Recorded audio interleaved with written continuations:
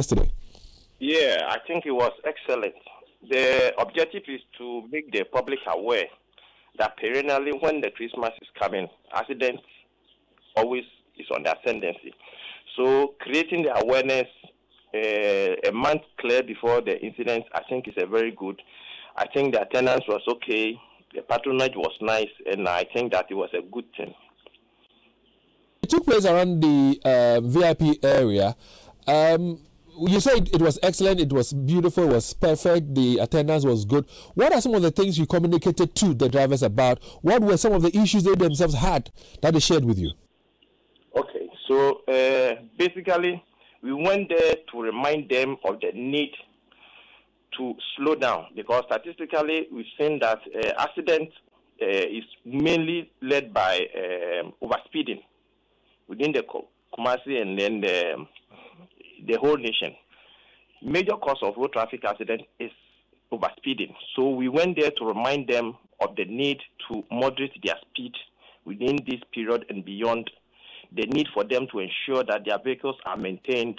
The need for them to ensure that their vehicles and even the drivers have the right documentation.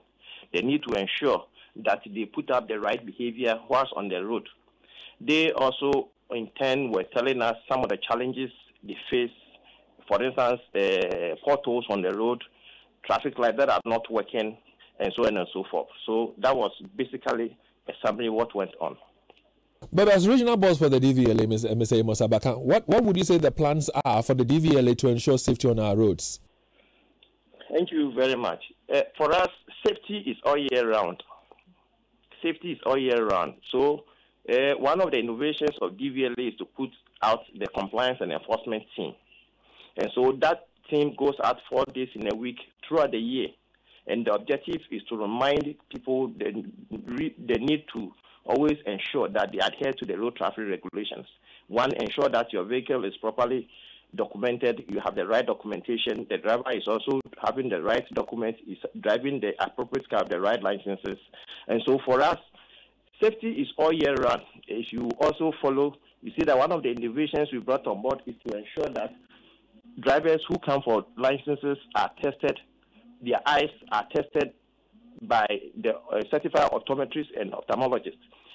Previously, these things were done by equipment procured by DVLA, and it didn't have the capacity to be able to forecast going forward in future what is going to happen. And so bringing them on board, make sure that at least you are able to check your sight at least once in 2 years at a cost that is manageable. You are compelled to do that, and so on and so forth.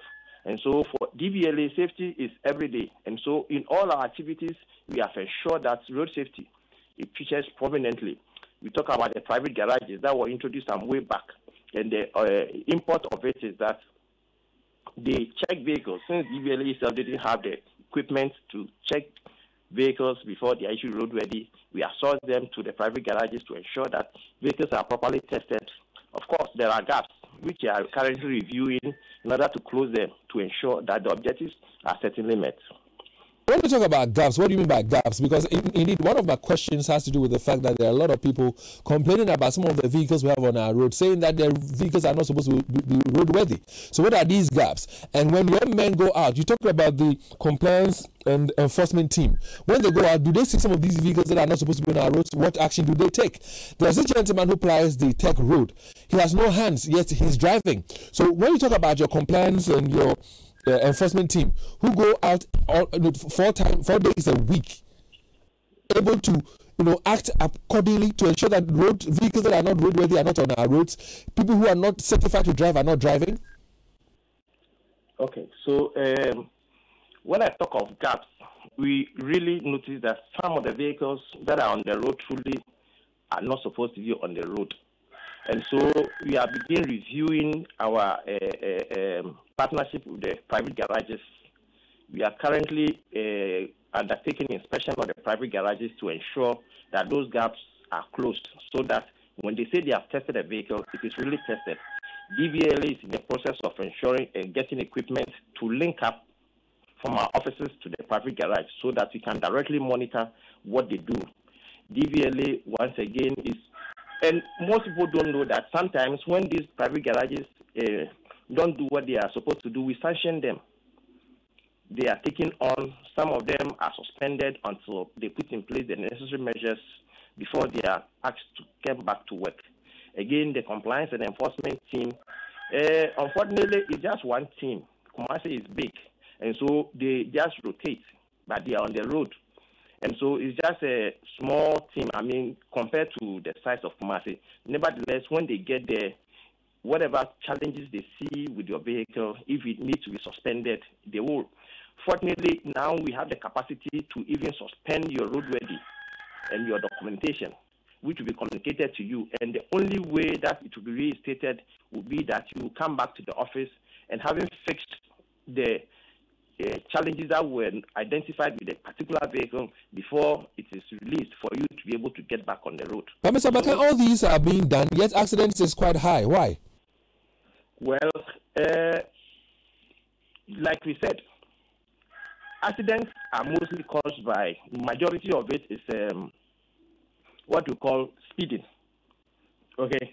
And on that score, mainly the police MCTD is in charge of enforcement. We are doing our bit. You know, it is not for nothing that various stakeholders were given specific roles to play on the road environment. You understand? So everybody will have to meet up and then do their part in order to, because DVLA alone cannot solve all of this problem. Other agencies would also have to get involved so that holistically, all of this, we collaborate every step of the way. But certainly true. We are doing our part. So, but are you satisfied with the work of the police in fighting, road safety, challenges? We do go on routine checks with them some of the times. We collaborate in some of the activities that we undertake.